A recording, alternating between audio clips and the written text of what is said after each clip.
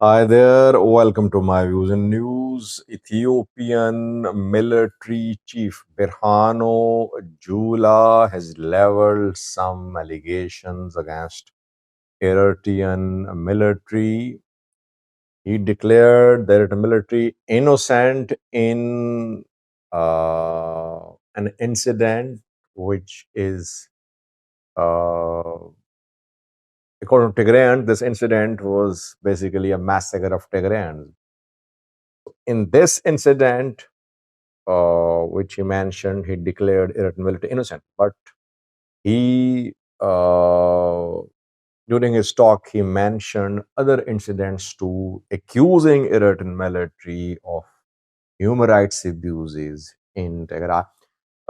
Jula gave an interview, I think around 2 hour long interview to Sisagina, an Ethiopian YouTuber. Part one of this interview has been released. I'll have a detailed look at this interview because he talked about Fano's plan as well, talked about TPLF's plans to stage a coup against Abiy's government when Abiy came to power.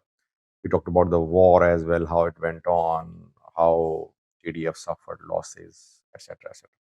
Secondly, where is Djibouti's president? Is he alive or has he died?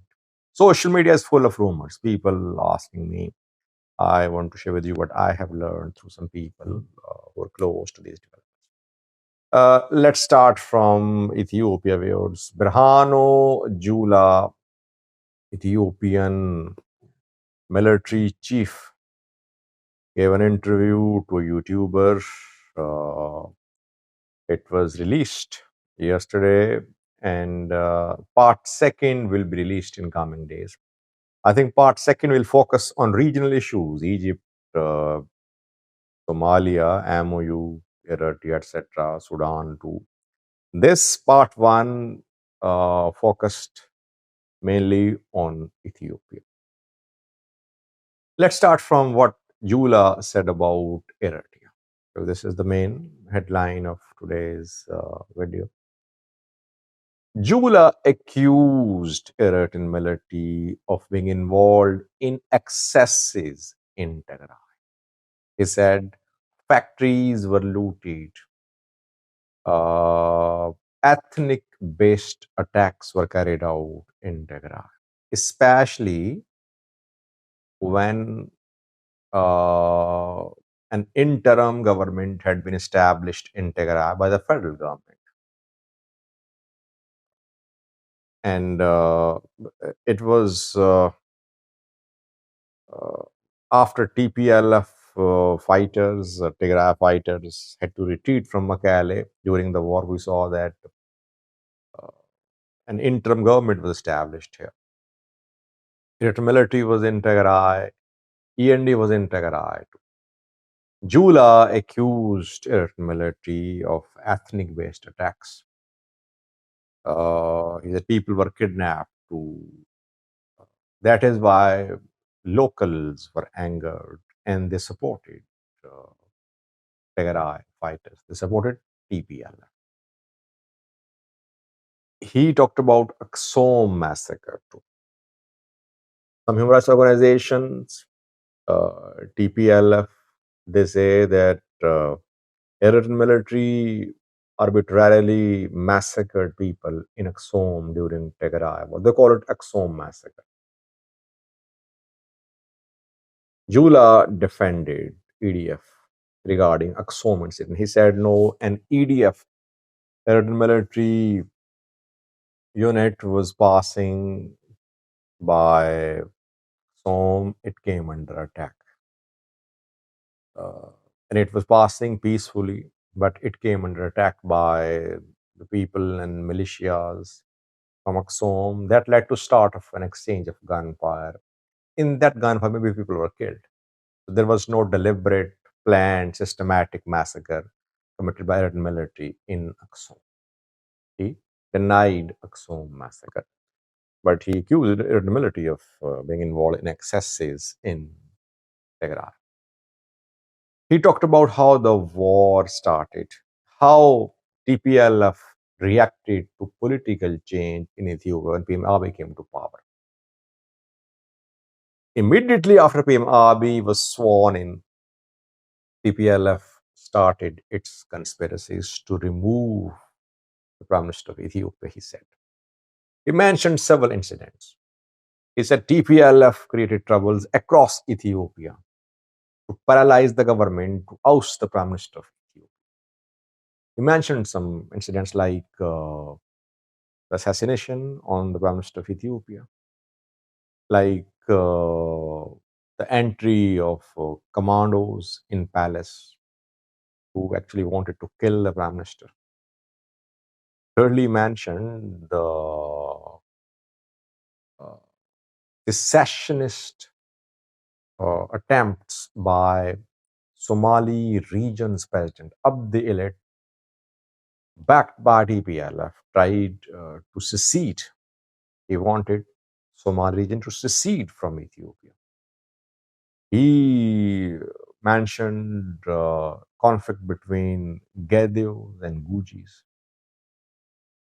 displacement of Oromos from Somali region. All that, according to him, were fueled, were backed, were planned, were executed by TPLF. TPLF backed Abdele. Channels, some pro-TPLF people backed up. Sabbath Naga, Siom Mesfin, Abid Isai, they wanted to stage a coup against Pimabi after Pimabi came to power. They talked to General Samora. General Samora Johannes refused to stage the coup. When TPLF couldn't remove the Prime Minister of Ethiopia, it then packed its bags and it went to Tigray. Very serious allegations from Jula. We could see response from TPLF, from Tigray. Then he talked about war. He said war erupted, Tigray, TPLF wanted to take over Northern Command. It killed innocent Northern Command soldiers. Some had to flee to Eritrea. People were angry. War broke out, and in the first round of fighting, TPLF lost. It then decided to wage guerrilla war. Interim government established in Mekelle, but as I mentioned earlier, due to excesses committed, people supported TPLF. And then he said that armies are not fully killed in a war. It's not that each and every soldier is killed. Armies means parties to a war, they suffer losses. When they're weak, they negotiate. Basically, he said that TPLF fighters were defeated. Military cannot kill each and every fighter of TPLF, but they were killed. That is why they agreed to make concessions, and they signed a deal with so many concessions. This is what he said about Tigray TPLF. He talked about the current Tigray aspect first too, that around 1,000 still Tigray standing army exists armed. ADR not complete due to funding. Then he talked about Fano. Fano had a plan. Fano supported military in the fight against TPLF. After removing TPLF, Fano wanted to take over Addis Ababa. Dismantlement of Amhara Special Force was the right move. He defended it, though I always say it was a bad move because ASF joined Fano. But he said it was required because establishment of special forces was unconstitutional, though special forces still operating, but under different names in Ethiopia. So Jula leveled serious allegations against TPLF. To some extent, he accused Eritrea as well. He is basically saying that TPLF hatched conspiracies against Ethiopian Abiy. From day one, it has been trying to remove the Prime Minister of Ethiopia. It explored all avenues. It failed. And now the process of implementation of Pretoria should be monitored. Pretoria must be implemented. Let's see what he says in the second part, publishing coming videos about the second part.